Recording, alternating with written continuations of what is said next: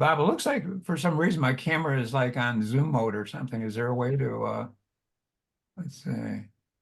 You're in over my head. Oh, I can blur my background. I didn't know I could do that.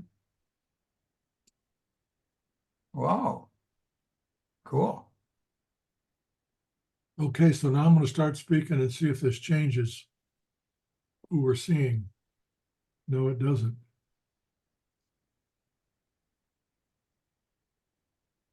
Lowell was on for a second there, and then we lost him.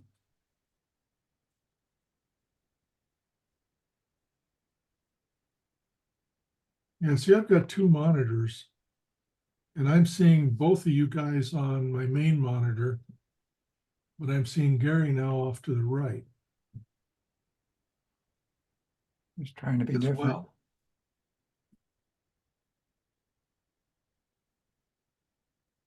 Wait a minute, this says we have 5 participants, so I've got people in the waiting room. Admit. There's Lowell. And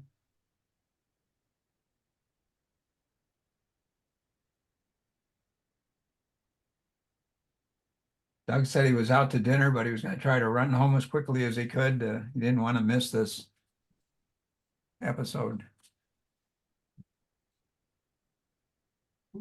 Was he grinning when he said that? No, he actually wanted to make it. I think he's seeing some improvement in some of the techniques that we've been showing on some of his pictures.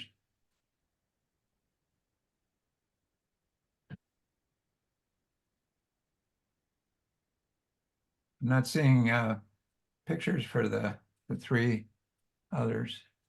You're not? No, for Lowell, Ann, and Tom. Oh, I've got yeah, boxes for those 3. Yeah, I got boxes for them, but no I think they pictures. have to turn their video on.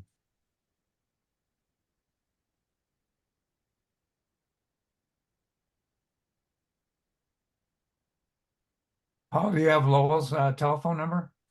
I might. Let me check.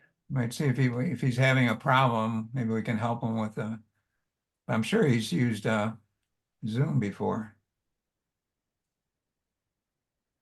So have I, but I'm having trouble now. Like I said, they've added all kinds of new stuff. Yes, I do have his phone number. Do you want me to call him? Yes, please, just see if he's having issues. It looks like Ann and Tom are having issues as well. Yeah, I don't know why I can't get my picture to work. You can hear me? Yes. Okay. Yeah, I can't get the photo to work. It says audio. Hey, Lo, It's this either is, stop Paul. video or video. Are you I don't know. having trouble calling into the meeting? Oh, there's a button down someplace below on the lower side that says use computer audio.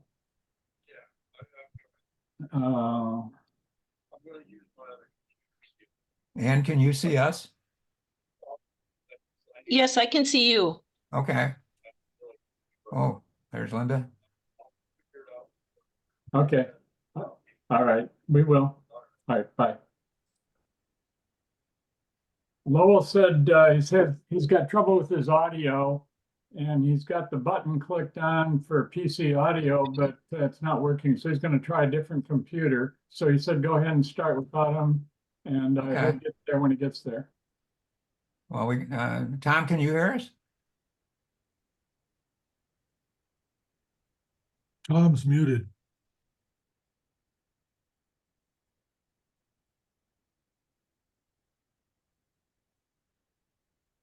Tom Pernar, are you alive out there?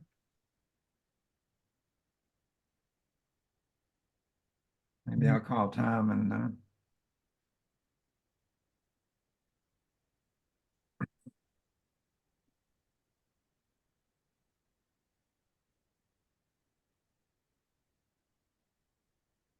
I see Tom now.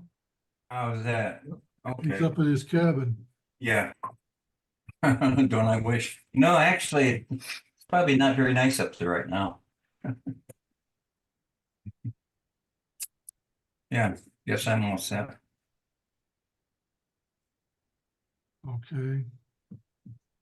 I see a box for Michael, but I don't, Did you get, Bob, did you get my little email a few minutes ago about, Yeah, that you invited another guy? That's great. yeah, yeah, he Michael? may or may not show up. I don't know. Mike Cameron? Big guy named Andy. Andy. Don't I see didn't him. get his last name. Met him downtown. We were both in a hurry. And so we just talked for about 5 minutes and found out that he lived about less than a mile away. So and I said, well, tune in on us tonight. Oh boy. Bob, I was going to ask you a question regarding, you mentioned that solar film for Yes. shooting the eclipse. So do you like actually construct like a little cardboard lens cap kind of thing? Yeah, what I do is I take old packing foam, that rigid close cell foam. I save that stuff all the time, but you can take any kind of foam or cardboard and form a ring that's just big enough to go over your lens. And then you tape the material, the filter on the outside, and then I put another piece of cardboard on top that is hinged with tape on one side to protect the film from getting scratched when you're not using it. Remember, if you scratch the film, it's worthless. Oh, okay. And you don't think the ND filters, I would say, to be safe, no. There is an argument that if you're using a fully digital mirrorless camera and that you're not looking through a mirrored live view, you might be okay. But the other side of that coin is UV and IR light might overwhelm the sensor if it's getting to it. Yeah. Or heat it up. So I just wouldn't. I've seen a reviews that chance. say don't do it, and yeah, because the stuff's cheap anyway to buy the film. And it's much more efficient to be able to put the film on and off just by slipping it over the end of your lens. Okay, I think I've managed to screw up the Zoom meeting. Let's see where we're at here. I wonder if it's because you have two monitors going, or what if you turn one of them off at that time? Well, I've always had that. Oh, you have? Okay. problem. And so, where the hell are we at here? Oh, here we go, I think. No, you don't want to see my photo albums. We don't care about that. Oh, here we go. I just had it shrunk down. Admit Hagopian, Andy, and Lowell. Hey. The thing I'm trying to figure out is what caused the recording last time to overlay some of the screens on top of others. And I poked some more buttons and I have no clue if I've got it.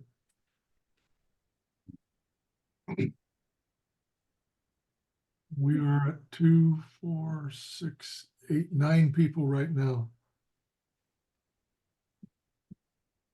And you say Doug's going to try. Oh, there's Andy. Hello, There's Andy. Hi, Andy. Meeting you, sorry about that. My video was acting up. Yeah. Well, Nice to meet everybody's you, everyone. here for some reason.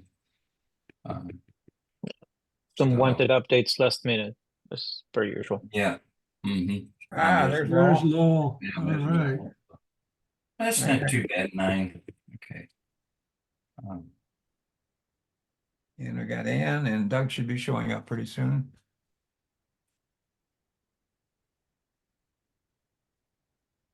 All Ann, right. can you still hear us? Yes, I can. But we can't see you. Okay. Yeah, I don't know if the camera maybe on this isn't working. Okay. All right. As long as you can see us and Yep. see this. Okay, what are you guys all seeing? You seeing like 6 or 7 pictures of us? Yep. Yes. Okay. Yeah, I see 6. All right, Gary, why don't you try sharing the screen for a second to see if that shows up okay?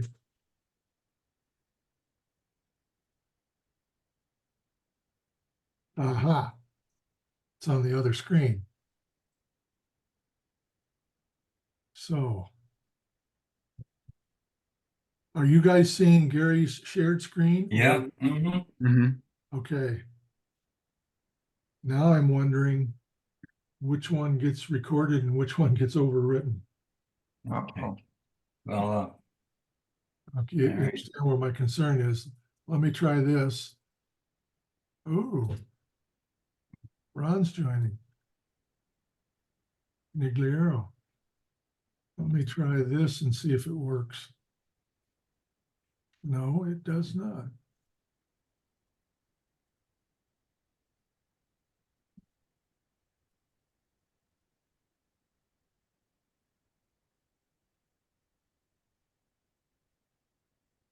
okay.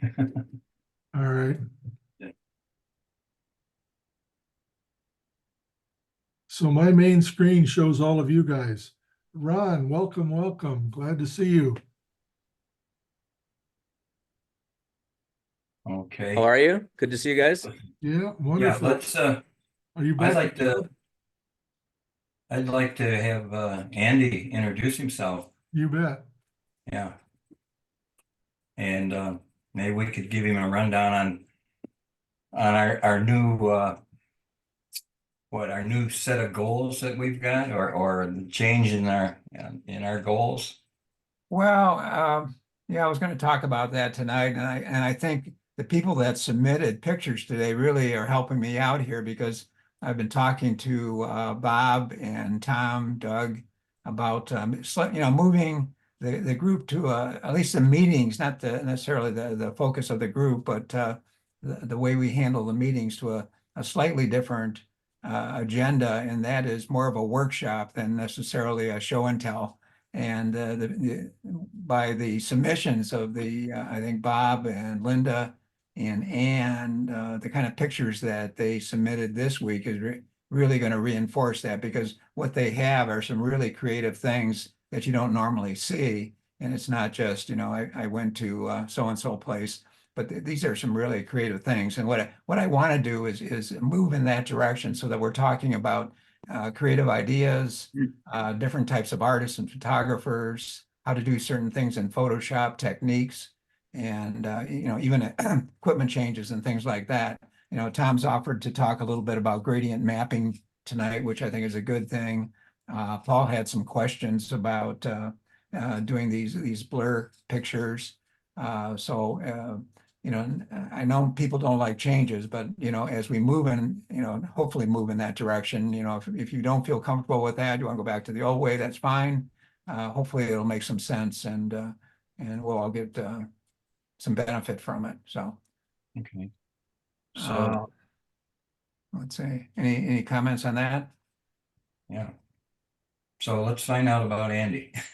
Okay, good. He's brand new. He's brand new. Yeah. So Absolutely about brand new. yourself. Pardon? Absolutely brand new. Yeah. So Right. I wouldn't even know where to start. But well, maybe to bring everybody into context, Tom, maybe that's a good start, just starting point as to how we ran into each other, right? Yeah. Yeah. That was a fun story. So actually, Tom and I ran into each other in downtown Detroit a couple weeks ago in the Chrysler building. I happened to be walking around as I usually am, and I decided to go and take a look at through the window on the top because last time I tried that shot, it came out crooked. I didn't notice until I saw it on Rider, and I'm like, I need to retry this shot. So that was a sign to go in there and find Tom trying to do the exact same shot. I'm like, hey, wait a minute, are we looking at the same thing here? And that's when we started chatting, and then he mentioned about that he lived in the Rochester area like I did. I'm like, hey, wait a second, we're coming from the same place, right? So, and then he showed me some of his work and on Flickr on his phone. I'm like, wow, this is amazing. So that's when he suggested that maybe I started joining these meetings to get to know you guys, to see your work and just to to get going with all this, but like that was like just to give you guys some context where this came from. And I personally have been doing this a little bit more seriously since like maybe 2015, late 2014, early 2015. And initially I didn't really know where to go. Right now I do a lot of like just urban photography. I do like a lot of street photography in my free time. I'm always dragging a camera with me. There's always an opportunity out there. A scene, a story, something that catches my eye. There's always something like that. So Good. that's what I've been doing a lot of lately myself. Sometimes I join some photo walks that people organize in Detroit or areas around Detroit. So I'm pretty familiar with the area, but I bring this everywhere I go. I also like a lot walking around nature and capturing that. I'm having a lot of fun with a macro lens lately, maybe too much, but but yeah. So I mean, in a nutshell, that's what it is. I'm working as engineering automotive. So this one I do some jobs on the side or in the photography thing I do like all the time, all my free time. I'm always shooting. Okay, Great. excellent. It's good. Yeah, it'd be nice to see some of your work. Yeah, I did to pick some of the best stuff. I mean, nothing looks like as creative and as nice as that one picture you guys were showing earlier. But I'm looking for something I was working on lately. Actually, I just found the shot I made that day, Tom. Let me see, but I can't find the other one I wanted to show. Andy, Where do did you it use go? a site to display your images like Flickr? No, I used to have a Flickr account, and then for some time I was just like using Instagram to socialize and show some of it. But then I don't know, I stopped posting in there because it became too TikTok, Oh, and it gave me very little motivation to do any of it because I didn't have the same kind of interactions as before. Everything became so silly. Well, Andy, right now, all I've got is your little picture up in the corner here. So if you show some pictures, it's going to be difficult for everybody to see until I can turn the screen over to you at a, maybe a little bit of time here. But let's hold on to that, and then I can turn the screen over to you. Okay. Sure. Okay. Let's see. We got two other new guys here from Rochester as well. I don't know, Andy, I don't know if you know or met them before, but Paul and Lowell are both in Rochester. I've known Paul from the OPC Center where we had meetings there for about 15 years. And Lowell is originally, I think, from Colorado. Is that right, Lowell? Lowell, you're on mute.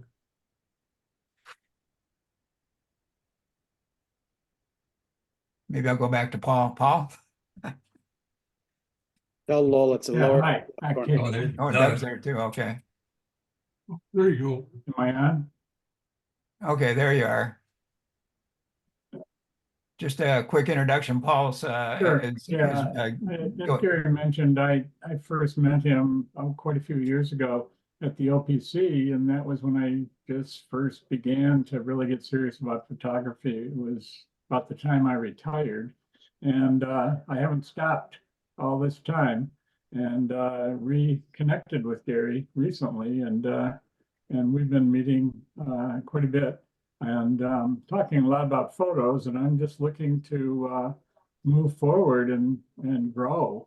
And this has offered me the opportunity already to do quite a few things I've never done before. So I'm really pretty excited about it. And I think Gary's got a few photos that I sent him for the meeting tonight that I did.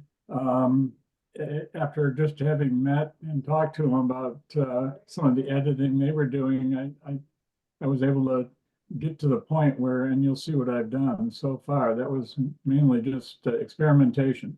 And I'd like to get my work up another notch or two from there. Okay, good. Oh, is Lowell able to find his voice yet? You're off mute. I'm still, You're talking. Oh, okay, we can hear you. Now you just put yourself on mute again. Bottom left corner of your screen. There you go. Now you're off. You yeah. can- Now you Can can you hear speak. me now? Yes, You you can can. you can sit back and Okay. talk, yeah. I've been on and off and it finally was working.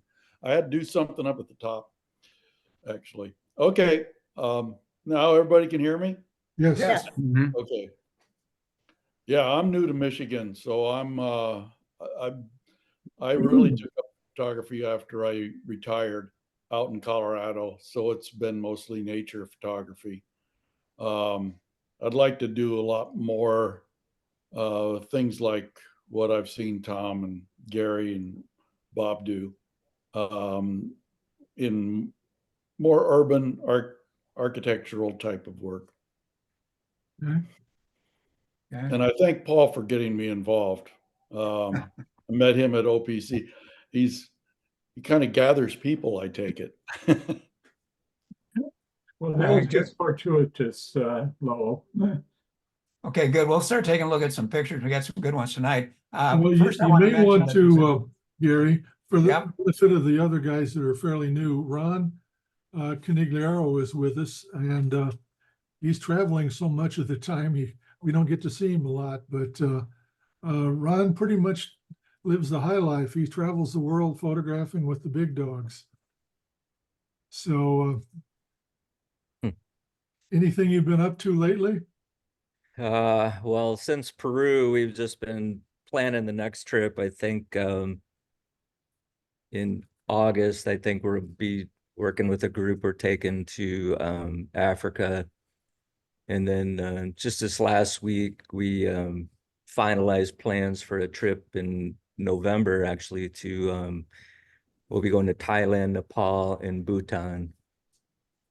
So I've not been to Bhutan before, and it's kind of a crazy country to go to, but really looking forward to that one. Oh, that's cool. Yeah, Peru was crazy because we were up at Rainbow Mountain. It was 17,000 feet and freezing cold, snowing, and my wife found out literally while we were going that she had to sleep in a clay hut with no electricity and shower, and it was interesting, but just a great trip. Well, Ron, I'm Tomorrow glad I'm to- off for Toronto, but nothing fun there, just meetings. So you're officially doing tours to Africa now. I know you were scouting it last year. Yeah, we've already got kind of a waiting list on it, to be honest with you. And yeah, so I think we'll be going to Kenya, Botswana, and maybe Zambia, Zimbabwe. So Are these, are you running photo tours now then, Ron? And are these nature photo tours or? yes and yes. So you know what I really want to do, my focus is more on the black and white street portraiture. Mhm. I've got that I've got a project that I call Close Up on Asia that's actually turned into a project now that I'm calling Shades of Humanity. And it's essentially just a collection of black and white street portraits.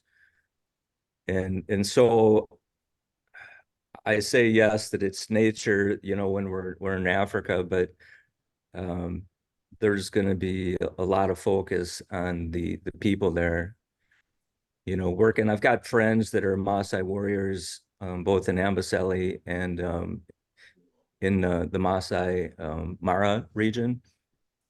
So them guys will work with us to, you know, wear their traditional clothes and set up shoots and stuff. So we'll be doing a lot of that as well. And then in Bhutan, one of the guys was the Nat Geo Travel Photographer of the Year, and we worked with him to set this up. So we'll be doing a lot of the street portraiture stuff in Bhutan and Nepal as well. Yeah, it's little by little, you know, I keep chunking away at this, and then as soon as I think we have an itinerary for a trip, it's like we're changing, you know, to go do something else. And to be honest with you, now I'm really more focused on I want to go to Ethiopia and some of the other countries like around that area. Mhm. So it's possible the August itinerary might like really change dramatically. But yeah, everybody's bugging me to go. So it's like we got more people than I can take. Yeah. What is the name of your company? My business, my photography business is Zoom Room Studio. Zoom room? Zoom Room Studio. Yeah. Ron, I'm glad you're here tonight because I was going to talk about this new series on National Geographic called Photographer. I don't know if you've seen It's that. fantastic. Yes. I've just been loving it. Do you know some of the watched it people that yesterday. are involved? Only by name. I've not met any of them. And man, I'll tell you what, before COVID, I was producing a TV show. We were working in California on a TV show that it was called Wrangling Reptiles. And it never really took off. But what we were going to do from that was they wanted to spin a show out where they just followed me to go get the photos. And it's crazy now when I see this Nat Geo stuff. I'm like, ah, man, we had this idea, but them people on that show. I watched the hummingbird one the other night, and just unbelievable, those photos. Yes. Yeah, if you guys haven't seen that, it's unbelievable. It's fantastic. Yeah, for the rest of the group, it's on the National Geographic channel and it's called Photographer. I think there's like 7 episodes in there. I've watched the first couple, but it's you don't want to miss it. It's really good. It's also on Hulu. Yes. Yeah. Yeah, Yeah, I watched the first 2. They're great. I don't know what channel I caught it on the other night. I don't know that I don't have Hulu, but I think It- Disney Plus and Hulu also. it It's was on YouTube also. maybe I was watching one where the guy had like an chicken egg, where he Yeah. was that's crack it. open the top of it and put like mineral oil on the membrane so that you could see through it perfectly. Yeah, it Which was gave me an incredible. idea, because I've got a buddy that raises lizards, and we kept talking about doing something like that. So I saw that and I was like, oh, problem solved. What's interesting is he's creating the technology to be able to do those things as he goes, and Yep. and the series is actually showing you, how he fails and succeeds and all the things he tries. So it's really interesting. Yeah, it's great. There's a What- wonderful documentary, I think it's called The Queen, about a French nature photographer in pursuit of the snow leopard. And it's just an absolutely beautiful movie. And it just shows what he goes through to try and get his images. But it's like watching a poem. It's just a wonderful, wonderful film. If you get a chance, if you can find it. Okay, good. Let's go through some pictures and get some comments here because there's some really some interesting things. And Anne, Well, yeah, I think this first group is inspired by Hido. So basically, he does the exterior and interior, and the interior ones, I found that I feel like what he does is very kind of gloomy. Most of his ones that I've looked at are, very vacant kind of rooms, or rooms that are kind of messy. So I went back in kind of my recent archives. These are mostly all just from iPhone pictures. So I kind of thought this kind of fit the mood of Hido. This yes, was a bathroom somewhere in Italy. so this is like the luxury version of Yeah, right. Yeah. Same with this one. See, I think it's fun to do like a series. You could do a series of bathrooms. Mm-hmm. And this actually is in the villa that my son is going to get married at this summer. And this was in between guests, and the room was very messy. So I thought this, although it's not very vacant, it's messy. So sometimes you'll see him with unmade beds or a pillow hanging off a bed. And so I kind of really made this very, took the colorization down and kind of made it darker, trying to emulate him. For those who are not familiar with Todd Hido, I'm trying to remember what channel was carrying that special with Bob, do you Jason remember? Momoa. Was it Yeah. Max? I think it was Max. Yeah, it was Max? HBO Yeah, it Max. was Max. Okay. It's Yeah, worth Hido- watching too. That's a great series. Gary had a book he got out of the library of Hido pictures, and there's a lot of pictures of rooms like that, but he usually had a person in the bed. Oh, So, same here. Kind of just make it kind of like gloomy, and with the fan, you don't, it's kind of takes it down for being luxury with a big fan in the corner. These are good. And then these are the exterior ones. This is from St. Abbs in Scotland that I had taken a couple years ago. I, like Hido, love what light does to anything, and especially at night, even though it's just a very simple house, I really like the way the light kind of just captures you. Now, I like the fact that you did your own version of Hido. You're not necessarily trying to copy him. You're Right. understanding what he's doing, taking what you got from Hido, and then creating your own look. And I really love this picture. Thank you. yeah, doesn't Hido typically try and photograph houses that have lights in the window? Yeah. With Yeah. least one or two? A lot of Or times, or on the building somehow. Yeah. Yeah. These this are very reminiscent as well. Mm-hmm. This is a road on the Big Island in Hawaii that was kind of foggy that night, and so I took it down the clarity down even more, and to try to emulate that. And this is an iPhone picture that's absolutely a horrible picture, but it looks like a lot of his photos that he takes where there's, I don't know, parts of it are real blurry because he's looking through a window with rain on it or whatever. So I kind of thought it fit. It does. Yeah. Okay, let me. I like the composition on that, Ann. Oh, thanks. Oops, I gotta get there. We go. Okay, so these are my what I call my abstract pictures that I took. I included the picture that I took that I made these from. But these are snow trees in Finland, and the light was coming through the snow trees. And I didn't like the picture itself, but I took it thinking maybe I could do something with it. So I made some black and white abstracts. Interesting. Wow. So did you basically just darken everything other than the rim light? I took it down, and then, first I made it into black and white. Right. And then I took it down for the contrasty. Yeah.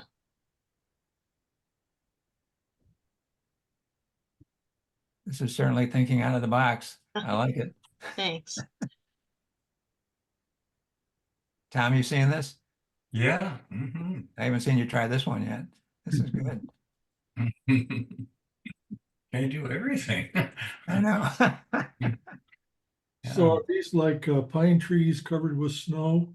Yes, you'll see I have some good pictures, I mean, not of the actual trees that I've. she had one in club last week. Yeah, right. Yeah. The ghost trees and stuff, they call them all the time. Mhm. And so that's the picture before I took pieces of it. Really? Okay. And so like the bottom portion there was the first picture. Well, I tell you what, that's a nice picture in color. Oh.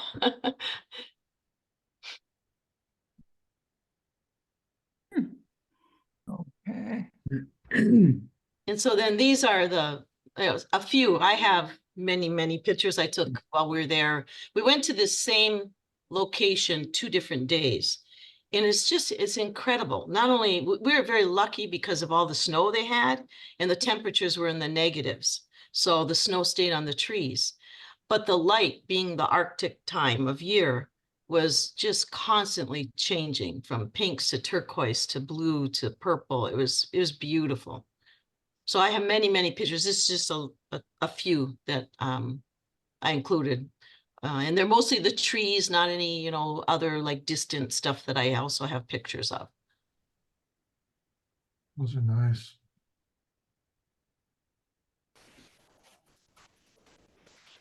But just the variety of colors is incredible with that Arctic light. So were you like knee deep in snow and No, you see on the left there's almost like a trail. The road, yeah. Okay, Yeah, it's not really a road, it's a trail, and it takes 30 minutes by snowmobile to get up here. Yeah. It would take a lot longer to hike. If you go off that trail, you're up to your waist in snow. I actually accidentally backed up trying to get my composition and ended up in the snow, and Greg had to pull me out. And we had a little lady from Hong Kong. She was about 4 feet tall, and she was up to her neck when she stepped off the path there. So it's quite deep. Yeah, there's a place outside of West Yellowstone that people take snowmobile trips up to trees like this in the wintertime. Yeah. If you catch Niagara Falls in the worst cold part of the winter, you'll get something similar to this. Yeah. and on the technical part of this, hopefully everyone appreciates the contrast control here that, taking pictures of snow is not an easy project to do. Mhm. And this is really well done. You can see all the texture and Yeah. in detail. Thank you. The hard part was, it's like going into a forest, except with snow on it. And so, it's very complicated to find nice compositions. Yep. Just yep. like if you were in a forest. And what happens is where I'm, walking along this trail and the light changes and I'm going, oh my God, this is gorgeous. I got to capture the light. Well, you may not be in the exact place you'd want to be to take the composition wise. So I'm trying to run around finding, and I can't go off the trail. So, luckily there was enough there that, I figured even if it wasn't the greatest composition, it's still going to look good. Oh, yeah, you did a nice job. I felt that. A lot of times I see people, the pictures like these are more like isolated at the top of one or two trees only and stuff. So Okay. yeah, isolated pictures to get the detail and everything. I felt like that with the hoodoos out west. Yeah, same thing. Yeah. It's The a very is hard. similar situation. Mhm. And I've never had, this was the most difficult time I had photographing because of the cold. Because it was like -27 Celsius to That's maybe -5 Celsius at the warmest. That's nothing. Yeah, well, it was for me, it was freezing. When Keith and I went out to Canadian Rockies in Yeah. January, it was -40 centigrade almost the whole time. Oh my God. Got Yeah. frostbite in the fingers and everything. Yeah, 2 people on our group got frostbite. So like within a minute, I can't feel the tips of your fingers, even though I have gloves on and, hand warmers. Yeah. And then it constantly can't see through your viewfinder because it fogs up when you put your face next to your camera. And so for me, it was challenging, but I loved every minute of it. Was this closer to, was that moonlight in that last picture? Did you guys have full moon? No, no. Okay, it just It has was- a 3D. I find moonlight a lot of times gives like almost a 3-dimensional HDR kind of. Yeah, I don't know if this was early morning. Not early morning because it got light around 10:30. So I don't know if it was the morning or toward the time we were leaving that I took this picture. Yeah, the color of the light. Mhm. Like How wide were you shooting on these? I was using mostly my 20 to 70, 21 to 70, 24 to 70, I mean. Oh, So, they're beautiful. thank you. I didn't use my wide angle at all. I was almost always my 24 to 70, 2.8, which I found to be a really good lens for this. Yeah. Good choice. Thank you. These are great examples of what I want to do, talking about the techniques and the styles and creative photography. So really on target there, Ann. Thanks. Thank you. So Bob, go ahead, tell us what you're doing here. Okay, last month, or in the month before that, Gary, you had introduced us to pictorialism photography Yes. from the late 1800s, early 1900s. And so with these photos here, I'm trying to, duplicate that style. And what I did to each of these is I reduced the saturation, added some grain to the photo, and did a little bit of sepia, but I still wanted to keep some color. And I also, you know, I had less texture and clarity in these photos also. Some of the photos I looked at online, you know, they were pretty dark and not real sharp. So that's what I tried to do with these photos. And the group here they were all taken at Greenfield Village at certain times. And this photo here was taken, well, the first one was inside a general store. They had this set up in the back of the store. And Yeah, it looks good. then the next photo is inside a barn at Greenfield Village. The harnesses for the horses were hanging on some hooks, so I changed that into this pictorialism. Would you say pictorialism gives I imagine most of the time it really was natural light, but it's because it seems like I don't recall seeing too many that had like a studio look. They just use the light that's available. Right, right. And these are all taken without a flash Right. during the daylight hours. We have to remember the conditions that they were photographing, and they were using film with probably the equivalent of a 5 ISO or something like that, where they are doing long exposures, tripods. You know, they really had restricted the light availability. So yeah, a lot of that happened, and each one of those photographers had their own style and their own techniques and things like that. Some would go in and scratch the negatives just to give it a particular look. So there was no one style that defined pictorialism. It was up to the creative outlook of the photographer. So I like what Bob's doing here. He's created, again, like his own particular style. Mm-hmm. You know, I thought it was interesting that some of those guys would take 2 or 3 negatives and rub them together to get scratches on them. Right. This one you can really see the grain quite a bit in the photo, and I was thinking about adding you know, scratches to it, but I just to these photos, but I just didn't get around to it this time. I don't think you need to, Bob. They look good the way they are. Thank you. Yeah, I agree. So how do you add grain? Because there's a lot of things that say grain, but not all of them. Like Within Photoshop, there's under the filters, there's something called add noise, and you can control how much noise. You know, there's a couple sliders and buttons to select, and there's one button where you can keep the grain as monochrome, which I did. And then if you turn the monochrome off, you can see little colored spectacles of grain. So I really didn't want that in the photo, so I kept the grain at monochrome.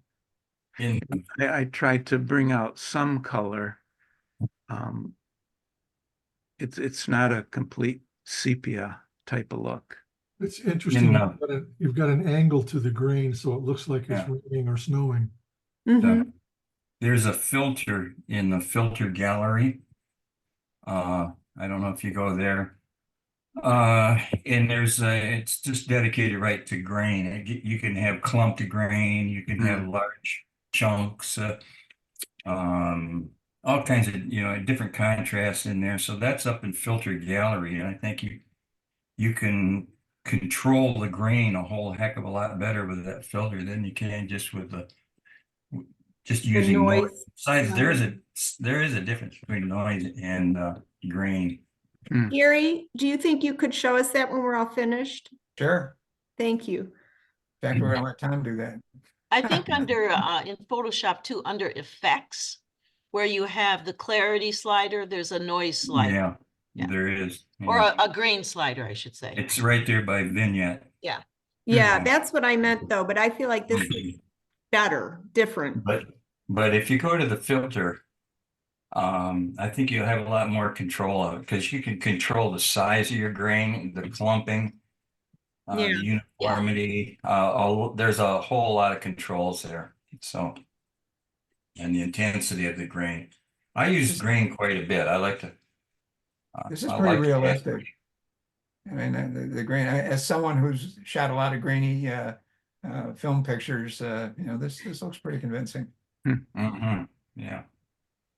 I think it's a Nick. I'm not positive, but Yeah, I think you're right. Yes. one of the tools I have, you can actually go and select the kind of film, right? So you can go back Yes. and have the old-fashioned look. Oh, Yeah, I man, think this that's one's Nick. gorgeous. Yeah, That's a nice shot. this one was Yeah. one of the photos I showed last month, and I submitted a reduced size, and you really couldn't see it well. So I brought in this one at the full resolution. But you know, the same technique here where I added grain and reduced the saturation and blurred certain areas of the photo. But boy, It was raining that day that I took this photo. That's nice. Nice shot. Came out real nice. Yeah, really good. Yeah, keep going with this, Bob, because you're really hitting on some good stuff here. I like this. Yeah, thank you. Thank you. And this was at Greenfield Village too. I'm not too sure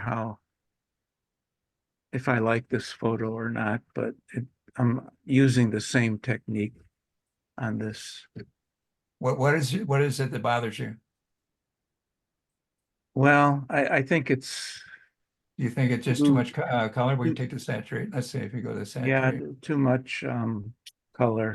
What if you vignetted it a bit? 'Cause I know a lot of pictorialism are sort of vignetted just because of their equipment. Mm-hmm. Yeah, that's a good idea. Yeah, that looks good. Yeah. A blur vignette might work too. Yes. Yeah. Yeah. I think it would, actually. Yeah, that's a good idea. Mhm.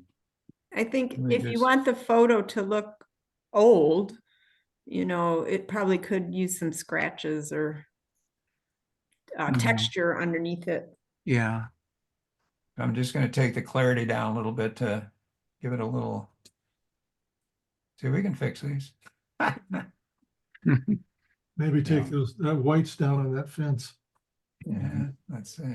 We're You messing know up. what I found it, if you put a border, like a white border around it, and if you just do a little thing like round the corners, that really adds sort of a vintage look to it, Okay.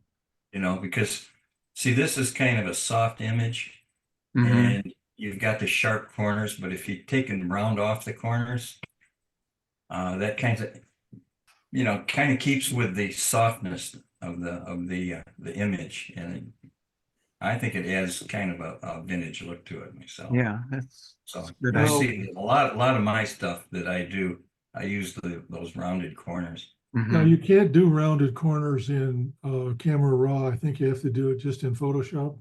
Is that right? I think so. Yeah, I use the path to, you know, the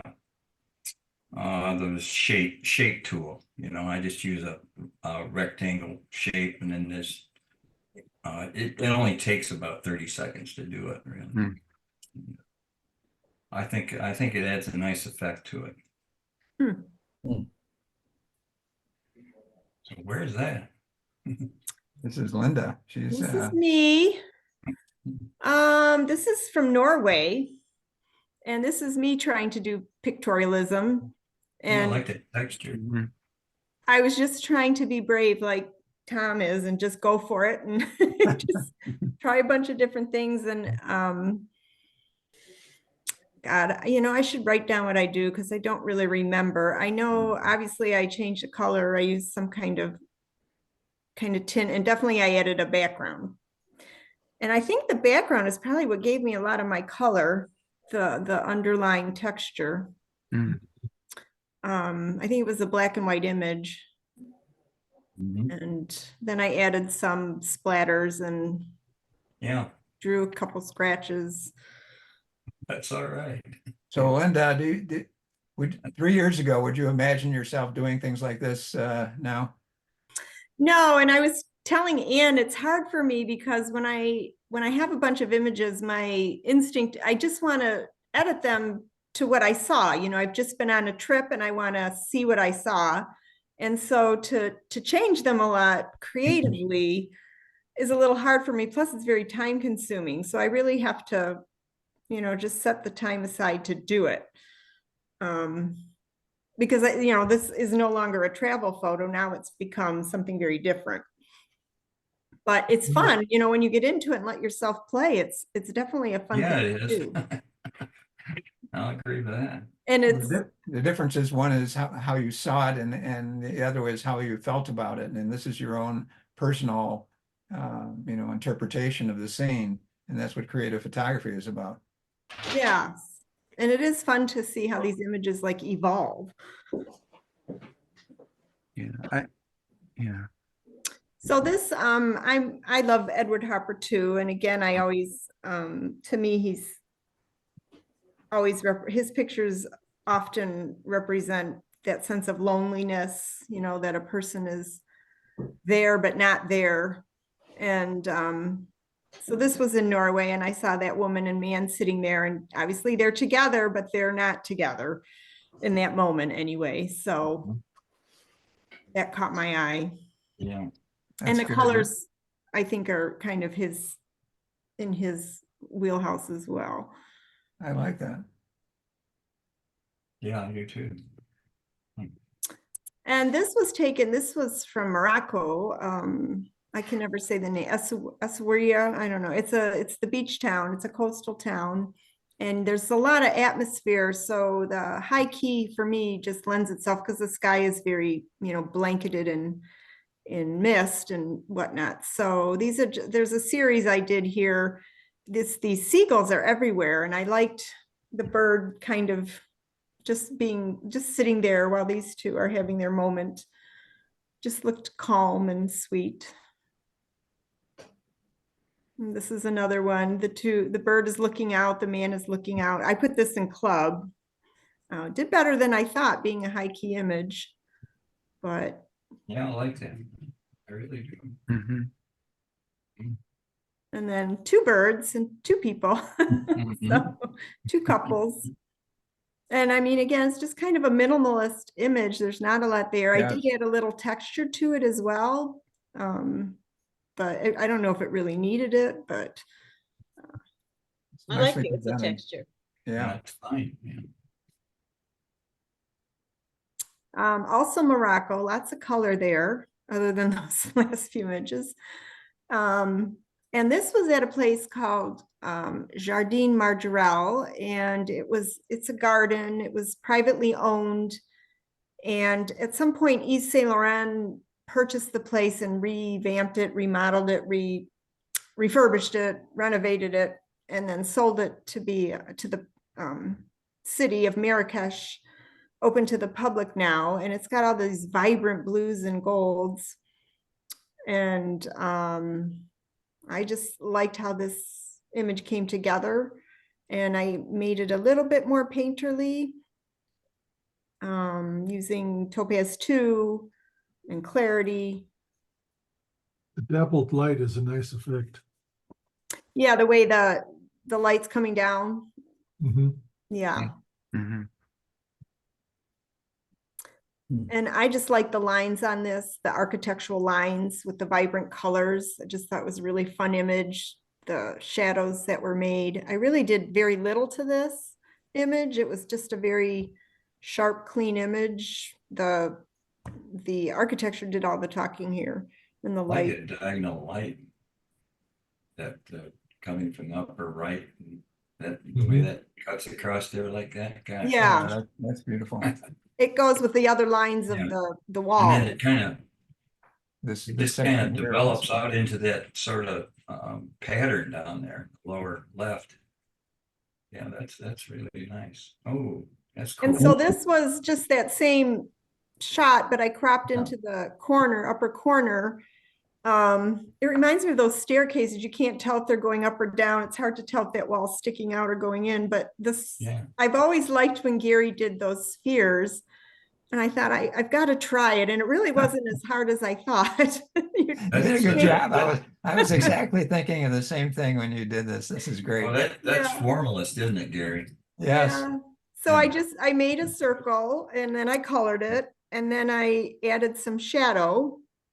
And I mean, it's probably not as refined as Gary's work, but it's a start. And it was just Yeah, kind of, that was another thing I was going to bring up tonight. I found another style, and others might have found it already, but it's called formalism, and it deals with images just like this, and it's all about abstracts and forms and things like that. So I'm glad you did this. You know, you can bring up that topic.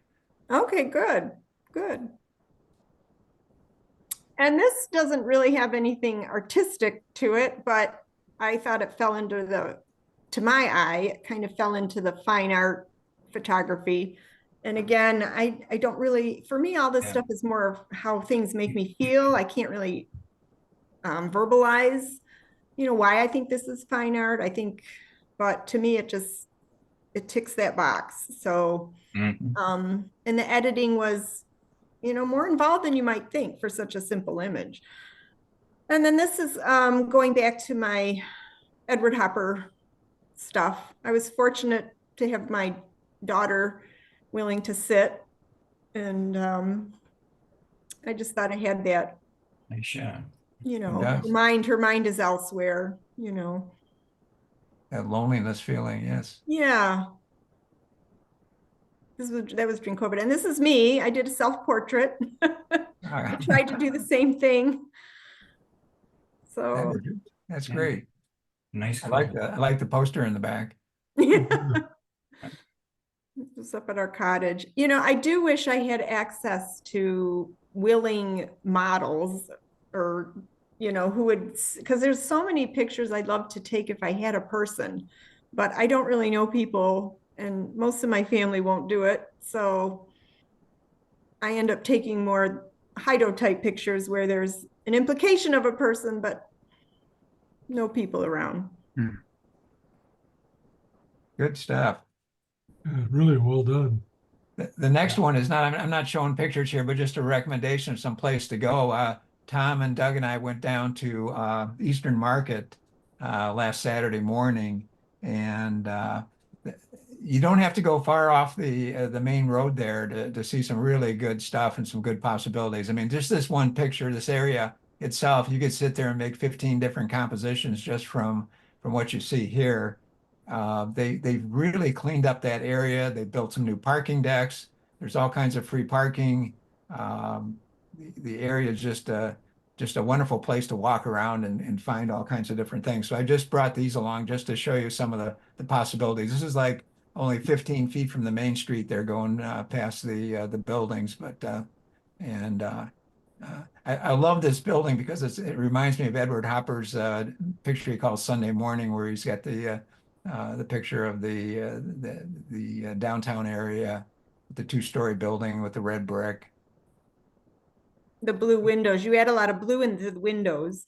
Well, it was there. It was reflection. It might be a little bit intense, but Edward Hopper was that way with his colors. Right. I don't find it that bad. And we got a single person here. I'm not too crazy about all the cars, but I'm not sure if you came when it's not busy and there's no cars, there probably wouldn't be any people standing there either. So just an idea. I mean, it's these walls. There's all kinds of graphics on the walls with pipes and wires and things like that coming down. So you can spend the entire day just picking up little compositions here and there. It's a lot of fun. That's a Now, great you composition. take the clarity down on these, Gary? Some I do, some I boost it. It depends on the picture and what's going on, the details and things like that. Like this one, I just like finding compositions like this. They're a lot of fun to find and photograph. The colors work together. rule of thirds and things like that. And just the graphics, sometimes you find painted on things. They're just, Gary, It's when just you fun. shot these, were you using the big Fuji? no, this is with the little tiny, X100 Fuji, Okay. Do you do your lines are so straight, and maybe it was straight. I know in Morocco, everything is so wonky. I really struggle. Do you use that? I use the geometry? perspective control, yeah, because when you're doing graphics like this, you want to make sure, at least in most of them, that your horizontals are horizontal and your verticals are vertical, and it seems to work. I mean, you could turn this at a 45 degrees and get an entirely different looking picture, but I think for a lot of these, just having the same, you don't want the brick line to be Right. off on the sides, or there's different ways to look at it, but I think it just works better as a graphic when things are perpendicular and done like, Horizontal. Yep. so okay, enough of that. Let's see, Bob and Paul, you had brought some things or sent me some things here and had some questions about how do I do the day to night type of a look, and how do I do the blurring. So we're going to talk a little bit about this, but why don't you tell us what you did so far on some of these? Sure, yeah, Gary. I did these after I briefly talked to Gary, and I thought, well, I like what Gary's got on his site, and he gave me a couple of little pointers, and I thought, well, let me take a shot at it and see what I can do. And I went through my catalog of pictures to see what I had, and this is one of the pictures that I found. It's the Rensen in the background, GM Rensen. And this is across the street, this statue. So I did the motion blur, and that worked out pretty well for me. And then all I did was add a layer, and rather than blur the statue, I uncovered the statue in front of the motion blur of the Rensen, and I was pretty happy with the way it came out. It was my first shot at trying this. I'm not an expert at Photoshop, but I'm learning. That's the original. Oh, I forgot. I did send you the original, didn't I, Gary? Yeah. Yeah. Well, this one was on a New York street, and I did use motion blur. I tried it in both directions, vertical and horizontal. I found that the vertical worked a lot better because it stretched the people and made them taller, and the opposite made them fat and ugly, really. I didn't care for it. And then when I looked at it, your eyes get focused on the yellow cabs and everything else. And I thought, well, the whole right side of the picture is just missing. You don't look over there. So I thought, well, there's this guy walking. Maybe if I gave him like a portal to walk through, it might take you over to the right side to just take a look and observe what's going on over there. And I thought it worked okay. And then I just took and brought a couple of images there. This one woman, I removed most of the blur, and I took it off the dog that's also walking there. So that was a shot that I just had in my library of a street in New York, and I was pretty happy with the way it came out in the end. I really like what's going on this, and I think I admire, well, I do admire that you're trying this. I think when people start doing these, they're afraid to do too much because somebody might say, well, I don't like it, or you did too much, or it looks too blurry. Don't worry about that. Just do it, try it, experiment. Go as far as you want to go with it and have fun with it, because this is very clever, and I like the effect that you're getting here. Yeah, I like that rectangle on the right. That's a neat idea. Yeah, that was, well, it just worked for that picture. I don't know how many pictures it would work for, but I just felt like, either I could crop that side of the picture off entirely, or I can try to make it work somehow. And that was just something I came up with. Mhm. Great idea. Thank you. If I see Someone you have a Friday, I got some ideas about that. So if I I see knew you you would, Friday. Tom. So is this like a Zoom kind of or just multiple exposure? What were you doing with this? Paul? I really like this. This is not a Zoom. It was just I didn't send you the original picture on this. It was just a picture I took in New York, and this is a building they call the Oculus. And it's quite a building from every angle. But it was what I did was I basically have 4 images that I've just layered on top of each other and adjusted just upward just a little bit to the left. If you look at in the upper wing of that building, it's supposed to resemble a bird, and the architect did a pretty good job of that. But I wanted to make sure to keep those lights that are on the upper part of that wing on the left in alignment. So I did that and just moved them forward. Well, what I wound up getting though is what I thought a nice look, because you can see into the building to some degree. If you look at the people that are walking around, the people on each different level that came with the adjustment, you can almost see through the building. And that worked for the buildings that are behind the Oculus as well. So I thought, wow, this is kind of a surprise. In fact, I tried 3 layers and then I decided, no, 4 layers actually works better. So this is what I wound up with. And it was, again, one of my early attempts. This is great. And the architect is Calatrava, and he's known for a couple of things. One is his great, very imaginative designs, and the other is the final budgets come in about 4 times what the original budget was when he builds these things.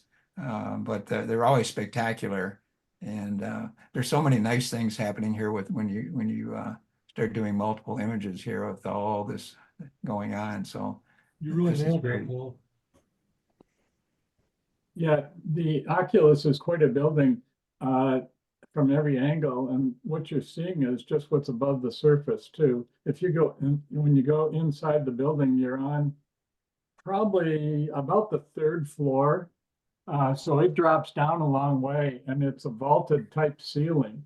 So you can look way down onto the ground floor. And I've got a lot of other pictures of this building that I didn't bring tonight. But it's a building you could probably spend a whole day photographing from different angles. So this is a picture I had also in one of my libraries. It's of course the Detroit skyline from over in Windsor, and I was just using the same technique that Gary does to use the motion blur. And in this case, though, I know Gary a lot of times use motion blur mostly on the upper portion. This one, I used it upper and lower, so it goes right across the river. Rather than do a reflection, I just kept the motion blur there. I think it looks great. Yep, excellent. Did I send you another one, Gary, or is that all? That's I can't remember. yeah, there it is. Yeah. Oh, I did send you one more. That's a picture you can't take anymore. Yeah, that's what I was told. I did take this from that Z parking deck. And again, another picture that I just had on file that I thought, well, this looks like a good candidate. And I really thought this came out great. And this is one where I did go with trying to attempt to, this was taken in the middle of the daytime. I didn't give you the original, but it's a bright daytime picture. And I use that difference blending mode to try to achieve day to night sort of an effect. And I also use the motion blur as well. Yeah, So Those 2 murals that you see there are now on the inside of the building, and they were painted with spray cans. oh, And Microsoft built that whole building up, so it's covered it up now. Because you asked that, Paul, I brought a couple of pictures just as examples. You know, how do you start with a simple day picture?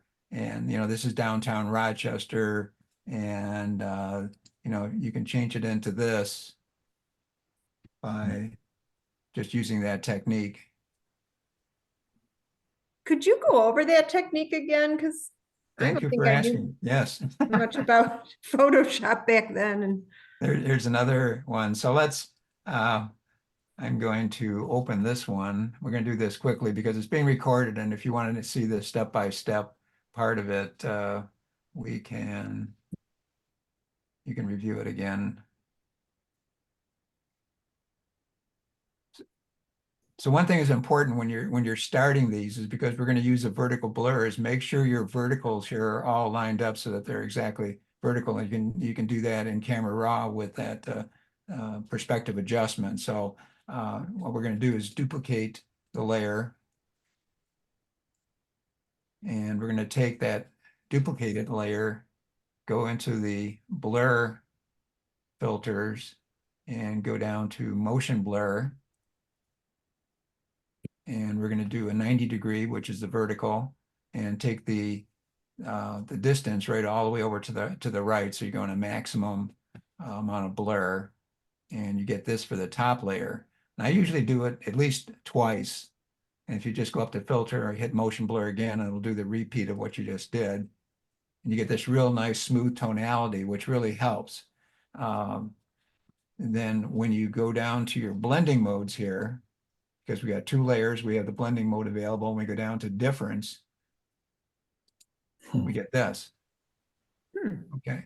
Now, this is not what we want as a final, but what the way I found that's the easiest way to start tweaking this is to go up into image adjustments and take either the curves or the levels, and you can use either both or one of those and start playing around, and you just see what these adjustments start doing to give it that effect.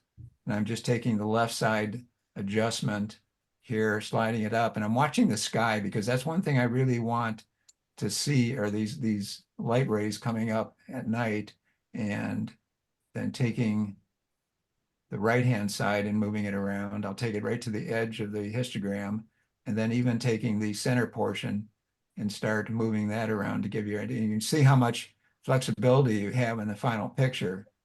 And this is all still in color now. And I'm going to turn this into a black and white. So I'm trying to get the tones right, but I'm leaving the colors still in here. So I'm going to hit OK. And then I'm going to flatten the image. Go back into Camera Raw. And I've got to move our people up here. And I'm going to turn this into a black and white. And then start playing around with these tones. And I'm going to take the whites. And if you notice what happens by just increasing these whites, these lines going up into the sky really start popping out. And then you can start looking at the shadows and deciding what you want to do with the shadows. If you want to lighten those up a little bit, or you want to darken them, you can take the blacks and create some really heavy night shadows. Now, the idea is to try to make this look like a midnight scene where things are very dark. It's just rained. You can see all the verticals here, which really makes it look like a wet surface, and you got all these reflections, which is nice. And there's a lot of tweaking you can do when you get to this point. One example is going in to get an adjustment brush and say, I want to make this home bakery sign stand out a little bit. I can just go into the whites, boost that up, you know, and Hey, Gary, this is Paul. I thought I'd add that in playing around with this with different pictures, I did find that the technique doesn't work perfectly for every picture. That one that I showed in New York with the people walking across the street. If I use the 2000 pixel blur, it stretched the people way too much. So I think I was only using about maybe 500, I don't recall, to keep the people in a reasonable shape, or else they just become a line. And Right, if you have a lot of people, this is probably not the best technique to use because you're gonna, like you said, you're gonna have some issues with it. What I like to do is if I create a scene like this, is I'll bring in some silhouettes and drop them in here, real black looking profiles, and add their reflections and their shadows and things like that. And it seems to work pretty well for this because this is a real high contrast nighttime like scene. And once I'm happy with that, I can come in, and if I want to put some stars, just get let's see, get my brush and pick the white, and I can just start dropping in some stars in the sky. Be as creative as you want, bring in the profiles. So we've got this on the recording, so if you want to go back and take a look at it and see how it works, but basically that's how it is. It's not real complicated, and you can have a lot of fun with it. The real trick is manipulating those colors and those tones when you have the two layers back. And if I go back to that, that's the top layer, and that's the bottom layer. And by using that blending mode of difference, you get this kind of look. So Sometimes when I use difference, I just get a black, it just goes black. I don't know what I don't know. I have to revisit that. if are you using a blur on the top layer? No, if I just Yeah. have like two different images. Yes, because the difference is going to probably turn everything black. Yes. So try blurring one of the layers, and then And you that can makes the difference. Yes. Ah, There you go. like See like that? something pretty simple. Well, Yeah. with difference, it's a lot of trial and error because it'll handle Oh, yeah. color differently as you fool around. And this technique does not work with every picture. I would guess that 1 out of 100 pictures that you take is going to be a candidate for this kind of an image. So don't think that you're going to grab everything that you've ever shot and be able to turn it into a picture like this. It's very selective in the way it works. Okay. No, yeah, I would like to second that, Gary, because I did try it on quite a few pictures, but you really have to have the right pictures to get the right type of result. Right. So, I mean, give it a try. It's a lot of fun, and you can come up with some very creative stuff. So, Tom, I know I'm going to turn this back, stop sharing. And Tom, did you want to give us a little demo on gradient mapping? If you haven't heard about that before, it's something that motion picture people use for creating that look and Ron, you probably are very familiar with that with grading, Yeah. video grading.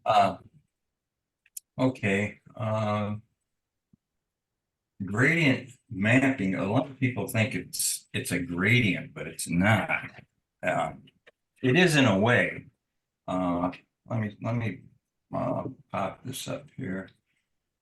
Oh, what am I looking for here? Share screen. What? You got to share the Share screen. screen, but I gotta get the right one here. Let's see. I also want to get back to Andy on his stuff too. So Yeah, I want to get to well, one of these has got to be it, right? Let's see. should be I a wanna green get- box at the top. I don't know what that does. I don't know what that does. What do I click on to get my I want to get Photoshop up here and bridge. We got to share the screen first I clicked on share. Yeah. because I don't see it. Anybody else see the screen? No, No. And it says desktop one. Let's see. Yeah, you got to select, say, okay, it's a green box with an arrow in it. lower right-hand corner of that box where it asks, you have to, I don't see anything like that. Where is it at? At the bottom? At the bottom is share screen. I've clicked on that 3 times now. there should be a box that comes up which says, Yeah, there's a box, and then that gives me all these other apps here. yeah, but there's lower right-hand corner, there should be a box that says accept or do this or share. Oh, over there we share. Yeah, I clicked on share. Now what? It's just not getting to my screen. Working? Okay. There's share. It's got an exclamation point on bridge. Maybe we're not set up to do it. A lot of stuff that's not, a lot of exclamation points. Okay, well, I'll have to get with you and see if we can figure that out. Okay, how do I Uh, unshare this thing? Go over there, I guess. I don't think you ever did. Let me Yeah. try it again. Okay, I'm gonna you're click share okay. screen. Yeah, I got share screen. This thing pops up. And I click on share. It says open system preferences. No. Right. Let's see what happens when I try it, so I can maybe give you some guidance, like share screen, share. Okay, mine comes up. Okay, we'll have to figure it out, Tom. Yeah, okay. All right. But, Andy, are you still there? Well, I see his sign. There's Yeah.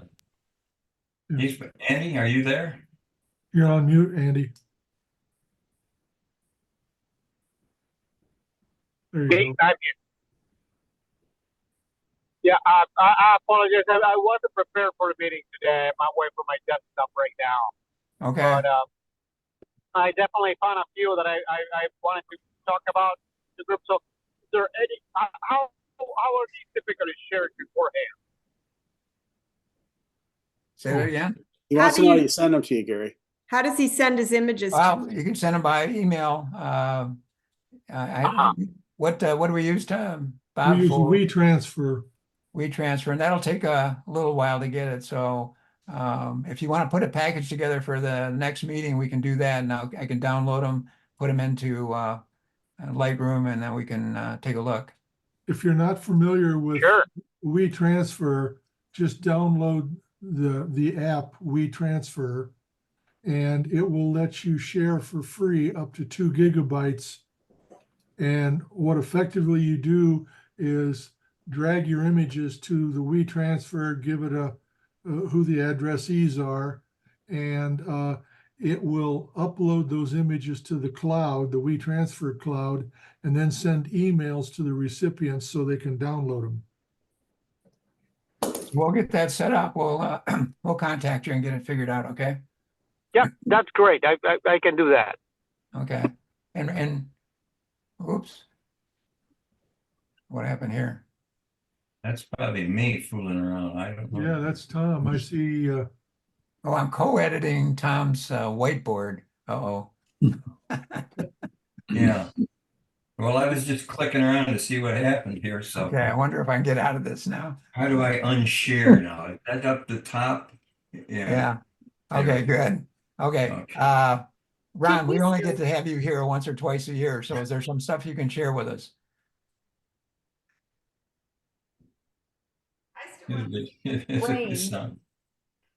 Sorry, I was just actually looking to see if I had anything. I just did halfway good at Photomax. I took like a third overall, which is, I don't know if you guys know, but that's the state competition for PPA. It's professional photographers of Michigan have their Photomax event. And so I was thinking I can show some stuff from that, but it's, you know how it is, right? You put in your photo that you put your heart and soul into, and then the judge doesn't get it. You know, yeah, I'm like screaming It's at like Camera Club.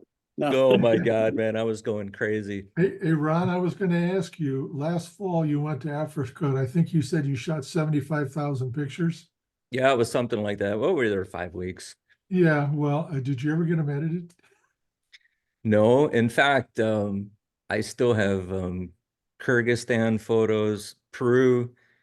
Oh my God, I haven't looked at a quarter of them, but man, I've been so busy, and I don't know. I'd sort of do it that way anyways, you know. I go back and models are always yelling at me to get them their photos, and they get them 6 months later, and I'm always late. But It's good to hear I'm not the only one. You know how it is, right? You kind of get that creative mojo for whatever reason, something strikes you, and it seems like I find myself re-editing photos than going back and doing new ones. And but if you guys want, I can show Sure. you. Absolutely. I'm going to share my screen, but I'm going to kind of cruise through a folder where I have a bunch of edited stuff. So there are models in there. So I'm just giving you a beware. I don't know what's going to pop up. Let me look. You still doing model shoots over in Pontiac? Not in Pontiac anymore because he lost that building, but we were doing a little bit with John Liebeck has that studio Dominion, and so just I was buddies with John, so I went over and did some over there, but it's just too small, you know, and they have half a dozen or more photographers in there, and they make you keep moving, you know, to like different locations, like different sets that they have within the studio. And I just don't like doing it because then I have to move my lighting Right. like constantly, and it's a big pain. And if Maya goes, then I have two sets of lighting that I have to go and set up. So no, but I've got so many models just this past week, or they know I'm home right now, so they're all hitting me up to do stuff. But I'm gonna just let me share. Am I sharing just my regular desktop one or Yeah, whatever one you're gonna show on. okay, Right. let's how about that? Can you see that? Oh, yeah. Mhm. Wow. So this is one of the shots that did really well at Photomax. It was in the I put this in repertoires. And I think it was the highest scoring within repertoires. Nice. But you know, it was it's weird. I'll see if I can find the color version, but the Peruvian the people, you know, they're so colorful, these outfits. And because I'm doing this black and white project, I switch everything to black and white, of course, but this was a tough one, you know, where the colors are really fantastic. But the thing about this photo to me was the hands, Yep. you know, and that connection there. So yeah, I really like that photo.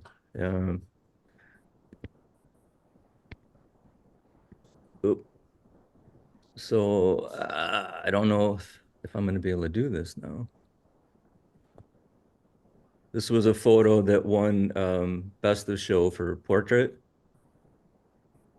I just called it the last shot. That's clever. This is Alex. Yeah, he's a great model. This was actually over at Dominion. You guys, they were yelling at me to submit photos, and it was literally, I think 10 o'clock in the morning was the last where you could submit. And I worked on all these and sent them in at like 5 a.m. So I just grabbed a bunch of stuff and sent it.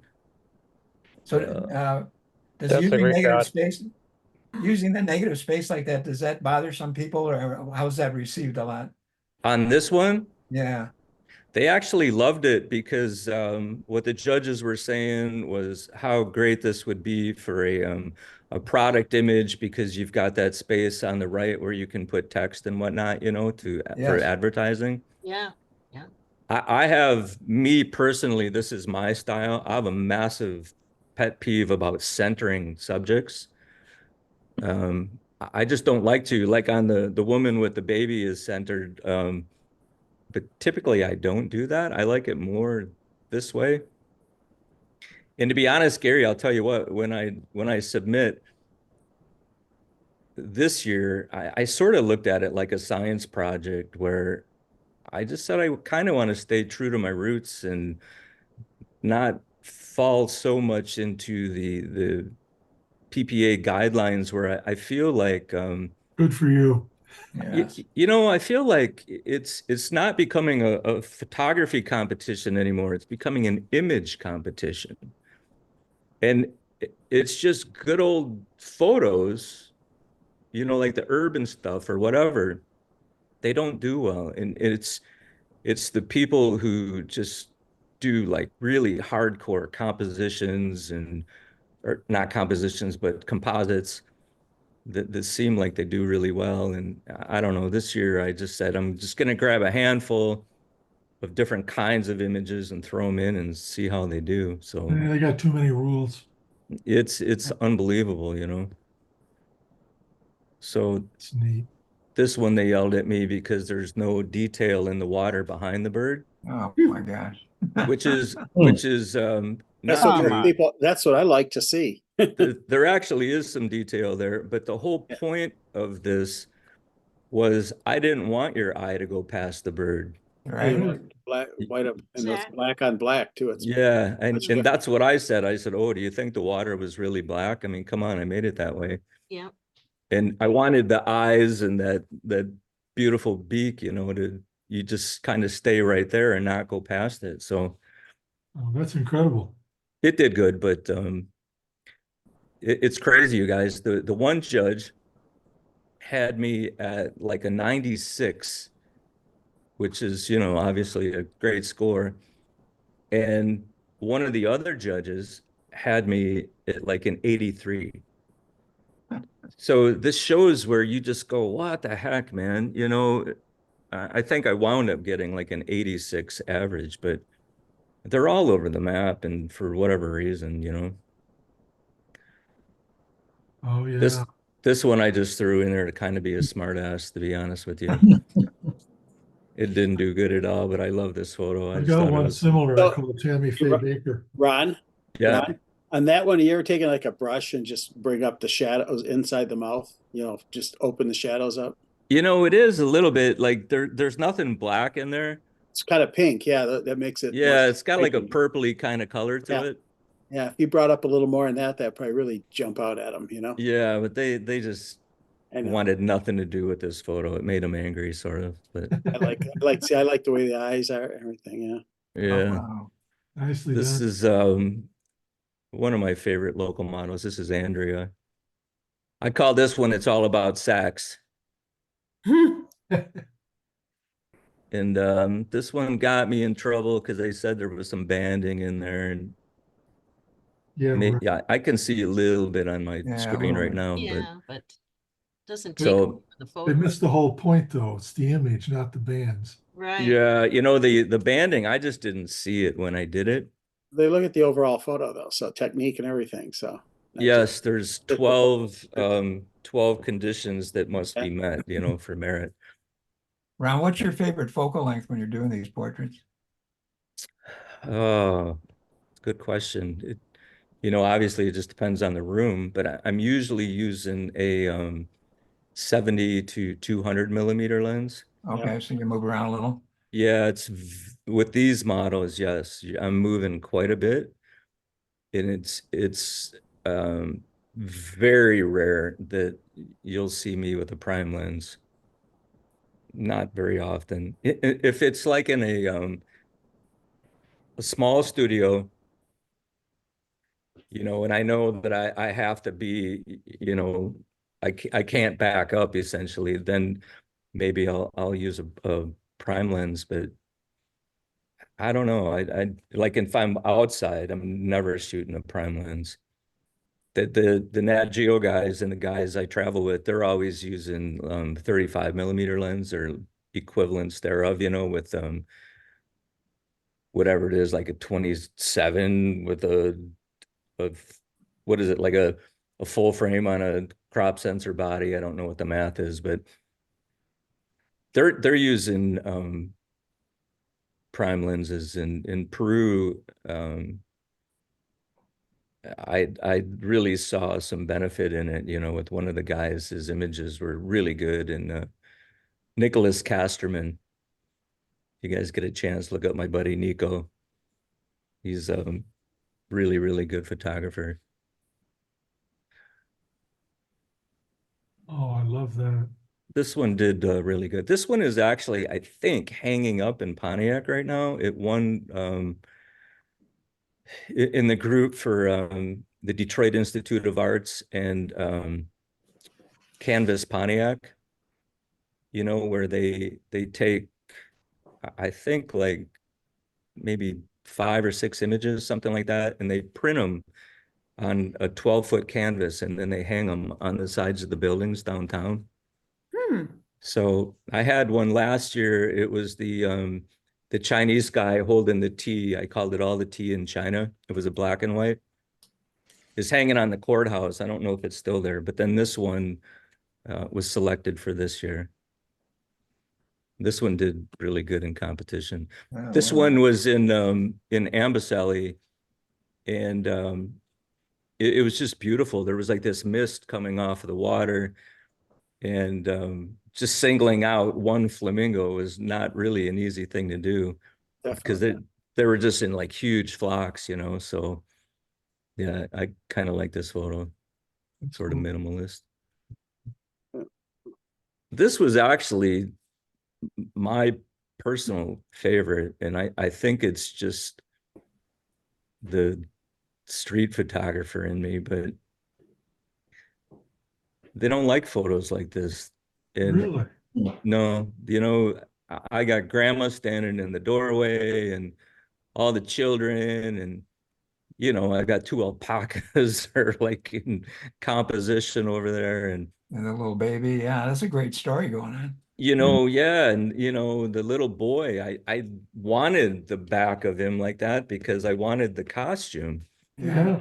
And man, they just say stupid stuff like, you know, if the photographer would have moved a little bit to the left, and I go, well, these people are all walking, they're moving. You know what I mean? It's not, and you know, the room is black where the old lady is. There should be some light. I go, there's no windows. It's a clay hut. It is black. So, you know, you just Isn't go, that the beauty of it, Ron? It's like you were there, you know what was going on, and it yeah, brings you all back, all those memories back to you. They won't get it, even if you told them 20 no, times. I mean, They probably want it more posed, you know. yeah, exactly. And I do have photos of this family posed. But this one for me, it's just, you It's know, natural. yeah, it's all spread out, and nobody's looking at me.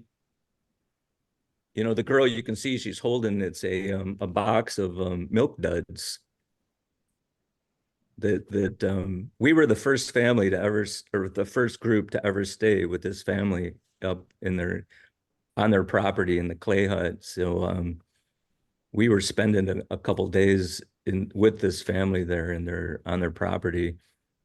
And we just brought the kids like all this candy, and it was mom's birthday on this day, which is why they were in these particular outfits. And yeah, so the kids were so happy, they were all eating this candy.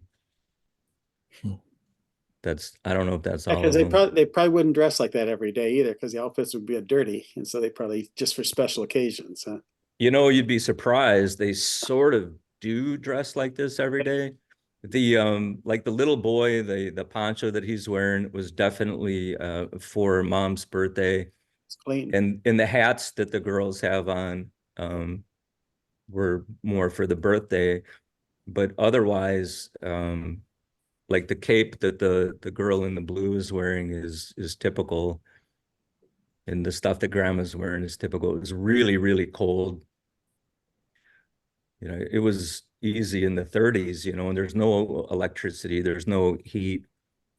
They have a little bit of solar power for some stuff, but you know, they're really dressed up to stay warm, just a lot of layers.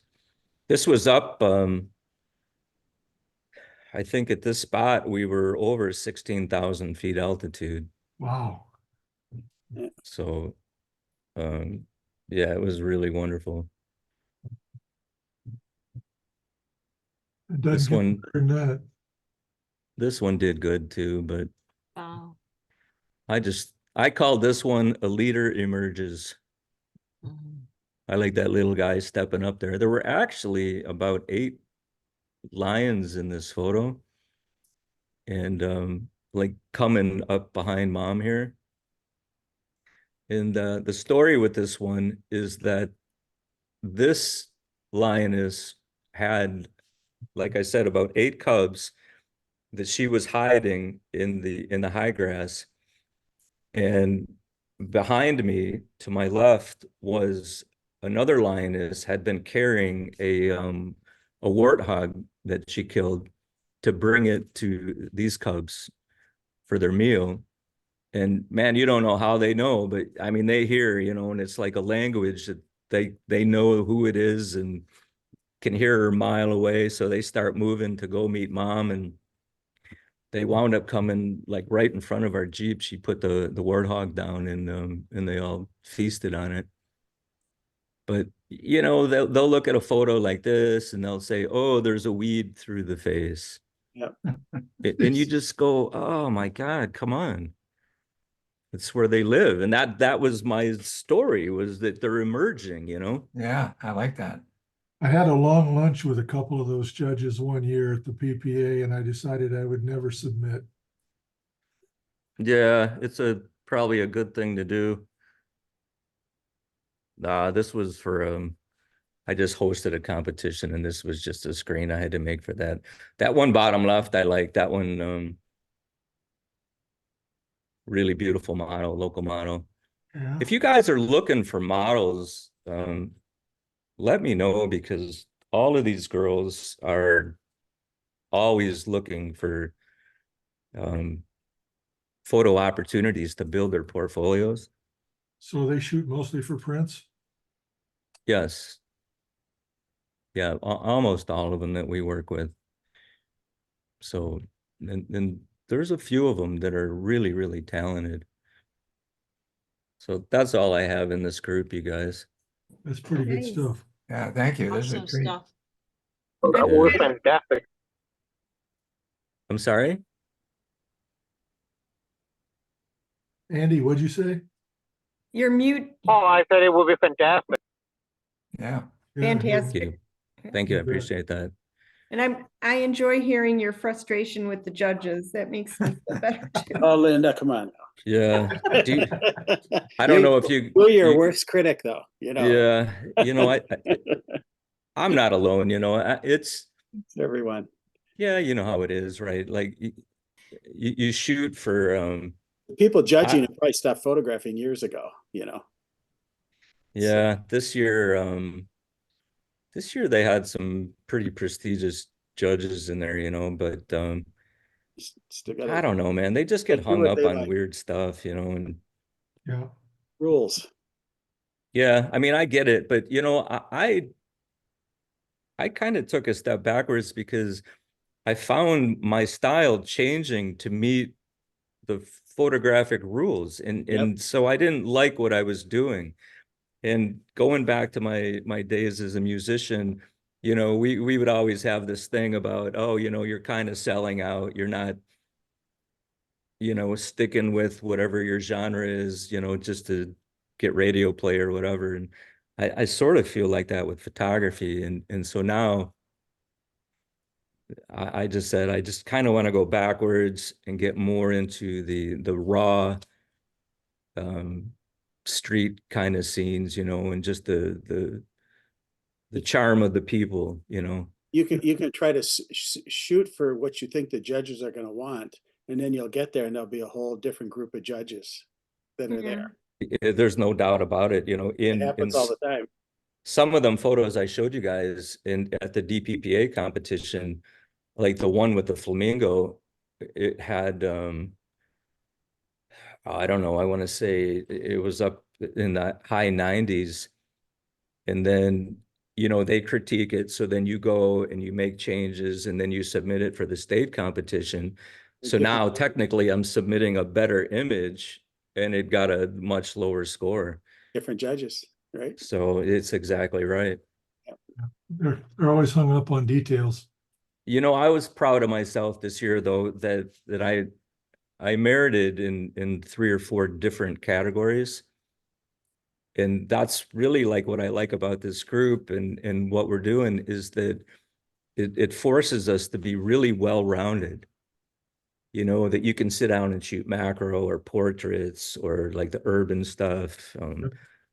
And to me, that's, I think, where I want to be in photography. So That's kind of why we have this group. It's kind of Yeah. the remove the focus from competition and focus on what you're doing. Yeah, it's brilliant. Yeah, so I'm all over the map with the competitions, but We're also all over the world. you know, I just got to get this project done in Bhutan and Nepal. Or when last time I was in Nepal, I didn't get to shoot a lot, and so this time I really need like magazine quality photos out of those two countries, and then I've got a really good collection that I could exhibit with or put a book Wasn't your together or last something. time in Nepal with Art Wolf? Yeah, but they didn't let him in. Right. So I wound up leading that because they wouldn't let Art into Tibet. Hmm. So that wound up being me doing that one, which is what kind of led me to want to start doing the photography expeditions with people. It was a Yeah. lot of fun. You had some nice images out of that.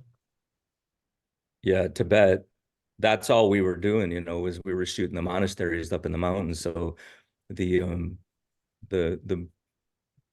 Tibetan Buddhists were just really, really beautiful, sweet people and had no problem with you pointing a camera at them. And so you could get a lot of really, really nice photos there. I remember when you submitted one of those images of the little girl doing the Praying. yep, and it got a terrible score. Yeah. You said, well, they liked it. The Dalai Lama liked it. Yeah, I was going to say that was actually given to the Dalai Lama. Yeah. Ron, what's the program with National Geographic now? Are they doing everything on a contract basis, or do they have their own photographer still? How do they run that? Both actually. So, you know, there's a lot of guys that are on project where it could be over a period of years, right? Where they have assignments that they're working on. And then a lot of it is you know, where they're shooting and they have maybe they've submitted and they've been given a green light to go and work on a project. You have to take the photos, you have to write quite a story, you know, to wrap around the images. And then it gets selected or it doesn't, you know. But not anymore, what they told me is that, you know, they're like starving musicians, you know, because everybody has a camera and it's really, really difficult for them to make any money.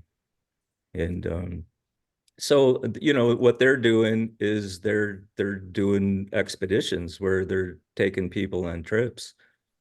Yeah, they And a long time ago, they used to have photographers, they just sent out on jobs.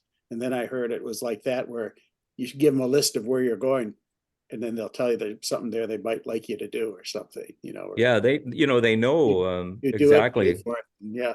That's exactly it. They know like what people they'll have. Oh, this guy's in South America and something's going on there. So, you know, they go and they get the photos. But No, if you're subsidize it, even, but, if you're even, you know, a day late, you know, moment lost. So, yep.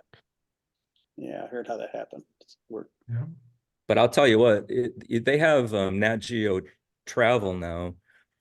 And I don't know if you guys have looked at that, but man, those trips are just like stupid expensive. It's just unbelievable. You could work with somebody and set up one of them trips for a quarter of the cost. Oh, you mean going on a tour led by them or something? Yeah, it's Yeah, just they're ridiculous. Yeah. it's worthless. And But there's a lot of them out there like that now that are really, really expensive. yeah, so one of the best things to do, I think, is just find a shooter that you like. And when he sets up a trip, you know, he's trying to get the trip paid for because they're all working on projects, you know, just like we are. So you can typically go and you know that you're going to get the best locations, the best times.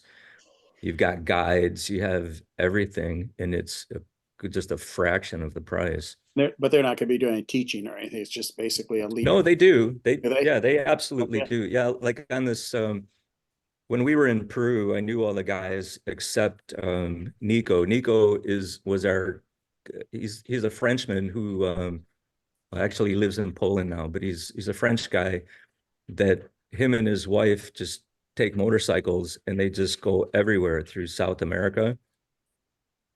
So his wife actually, her scooter broke down, her motorcycle broke down, and that family that I was showing you sort of rescued her, and she stayed there so she wouldn't freeze to death. And now they're like lifelong friends, which is how we got to go and stay in their home with them.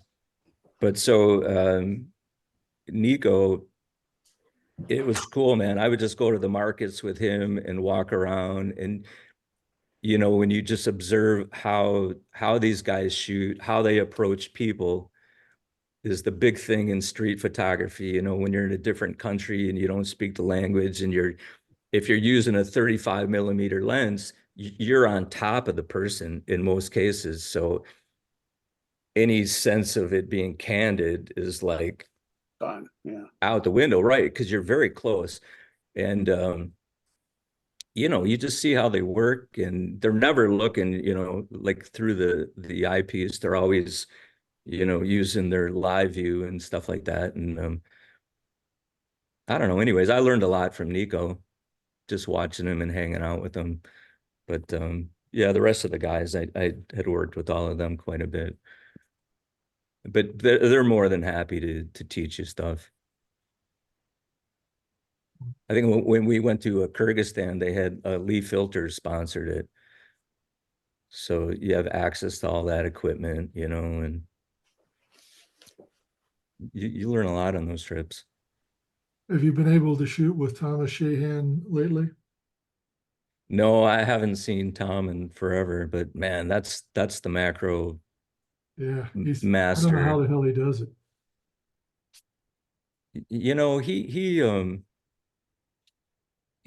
I can't think of what it's called now, even, where you take the 50 millimeter lens and you reverse mount it. Reverse them.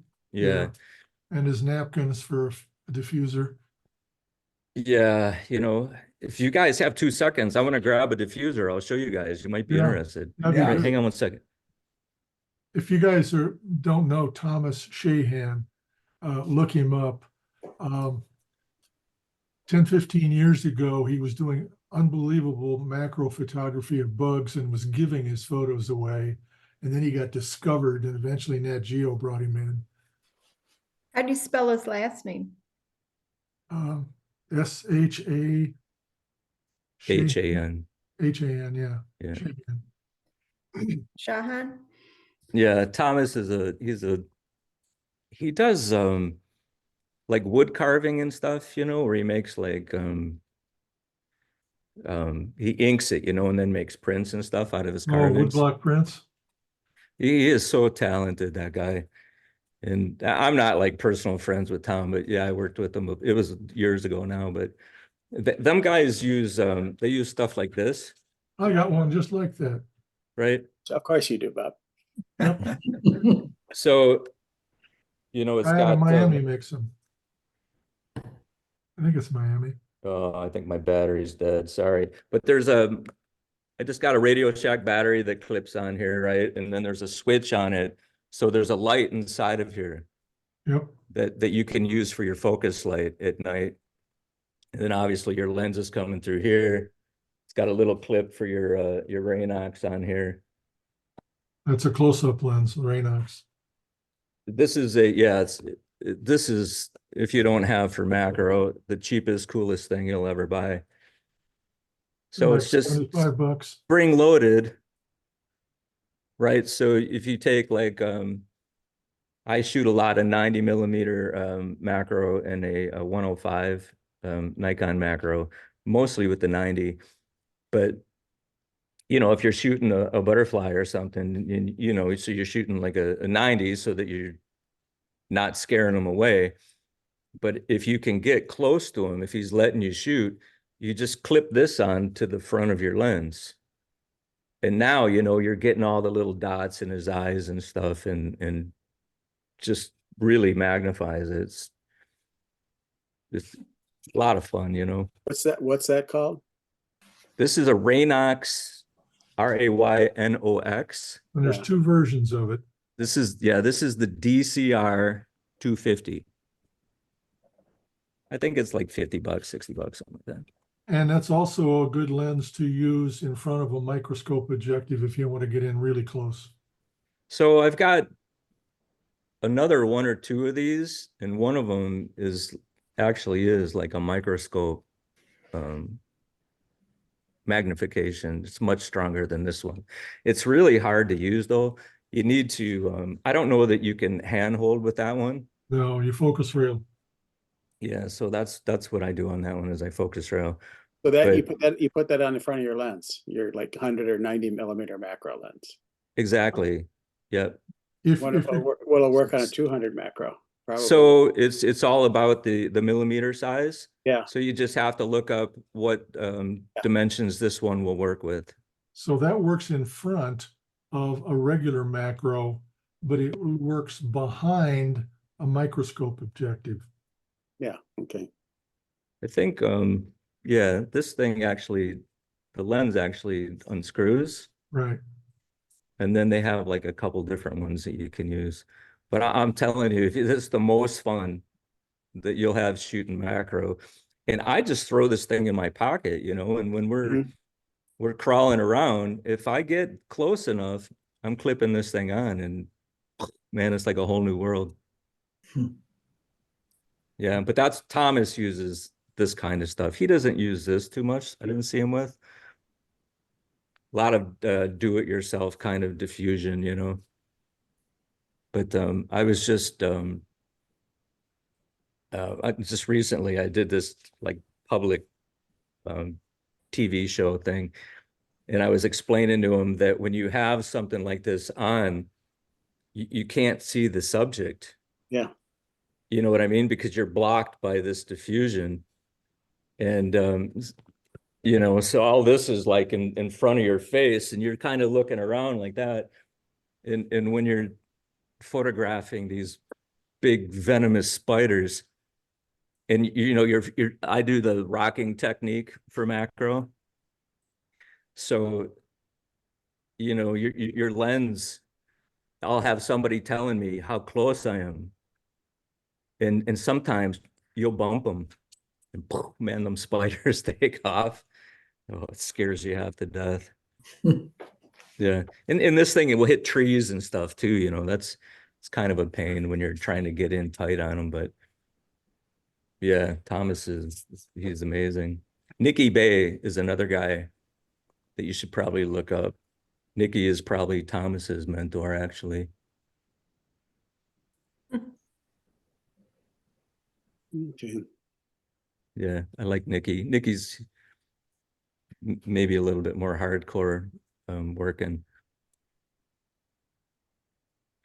Yeah, so That's it. I don't know. I'm just, like I said, just want to get back to just shooting good old photos. But I love learning Photoshop. You know, it matters. It's take a good photo and make it great, you know, like you guys do. Yeah. Well, thanks, Yeah, it's Ron. good. That's a real treat to have you. I hope you join us more often. Yeah, I know you you bet. travel a lot. Man, I try, and I'm always like on the move. So yeah, I was excited today I could see you guys. Great.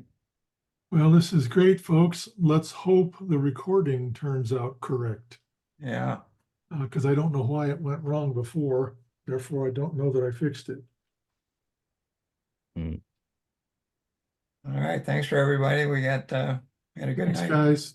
Thanks, Thank you, guys. Thank you. Thank Bye. you. Thank See you guys next time. Bye.